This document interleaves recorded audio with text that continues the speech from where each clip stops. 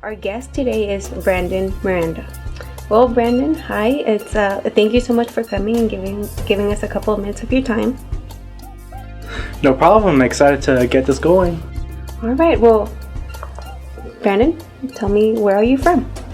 I was born in Albuquerque, New Mexico, and I moved down here in Las Cruces, New Mexico when I was very little. And I was pretty much raised here my entire life. And now I'm kind of going to DECC and studying creative media technology. And I've been here for the past 3 years, working hard, trying to figure out what I want to do, where to draw, all that stuff. Oh, nice. Filming. Nice. Well, tell me, what are you interested in? What do you like?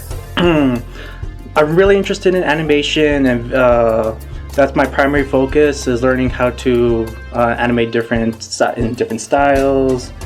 But I branched off into other types of things like filming, editing, and my primary thing right now is 2D character design and 2D arts. That's kind of been my main focus throughout this entire year, and I've been trying to really develop my own style and get some stuff out there.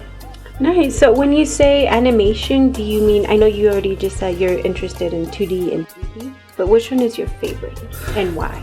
My favorite is definitely 2D animation. That is something that I have really strong feelings towards. You know, growing up, I've seen so many cartoons in my entire life, and there's just so many different types of styles out there that kind of really inspire me to do 2D animation.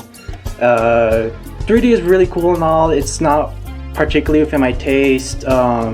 There's a certain level of hard work that goes into that, and that's something that I don't really have that much experience in. I appreciate that type of form, that type of style, and all the work that goes into that, but my heart is in 2D animation. What drew you to it? Was there a favorite, like you said, a favorite cartoon that you had, or a series that just like captured your heart? Definitely. There was Avatar: The Last Airbender. I remember watching that every time it would ever care on, and it was just like, it blew me away with not just its style and animation, but with its story, its complex characters, the way things turned out and how everything developed, and just, it was very inspiring to me. And that's something that I always look back on, and that's something that I want to do, is to develop something so full and fleshed out in terms of style, world building, characters, and stories, and everything like that. It sounds like your heart is fully in it. I mean, just you talking about it, it's like, oh, I feel it. Well, Brandon, tell me, what are your hobbies right now? Aside from sitting in front of a TV and binge watching Netflix shows, that's pretty much it. I mean, sometimes I sit down and play video games. Sometimes I usually like to watch things like different types of animations, like cartoons and anime, that can help me, I guess you could say, feel motivated to animate myself. There's different things that I take influences from, and watching all those types of things kind of get me inspired. Nice. Well, besides going to school and working on your own personal stuff, do you have any big projects, like your own personal projects? I have developing projects, stuff that's in my head that I'm trying to get out and see as something that I can continue to work on for a long time, like writing projects, like stuff for more narrative type stuff, like writing stories about characters and then having those characters be developed through their own struggles and different types of stories that way. Most of the time I kind of spend thinking and writing about different types of worlds that I can have characters be placed in and develop those characters to the type of world that I have imagined, like science fiction type worlds or high fantasy type worlds, or maybe a giant blend of everything. Those are one of the things that I really like to spend time and develop. Other types of stuff would be like developing characters and drawing them out and putting like a visual representation, that kind of thing. That's my main thing. I hope to continue working on my own projects and develop my own style. One of the things I would like to do is to actually fully create maybe a TV series that is based off of different ideas that I've had in the past. I mentioned that I develop worlds and stuff like that. One of the things I would like to do is to place that world, have all the characters in it, and make that like a TV series, kind of like Avatar: The Last Airbender.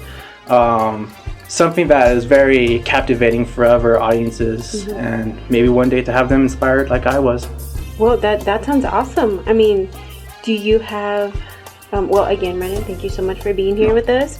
Do you have any advice for anyone who's interested in animation, you know, trying to follow the same path that you are on? What I would have to say is that you definitely feel strong about what you're passionate about, you know.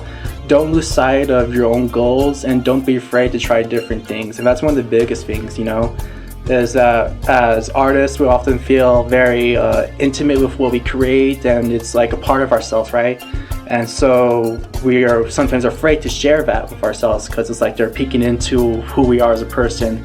And what I would say is that to not be afraid to open yourself up, you know, even if you're afraid of harsh criticism, which criticism is part of art, you know, there's nothing wrong with it. You know, you have to be strong with what you want to do, be passionate, follow your dreams. I know it's cliche and everything, but it's a very important thing to feel strong about your work, to keep going forward in the face of, you know, criticisms and stuff like that, and to just never lose sight of your goals. It's hard sometimes, but you know what, if you stick to it and you feel that what you're making has the potential to be, I guess you could say, impactful, or is very unique, keep at it, you know, keep going, don't stop.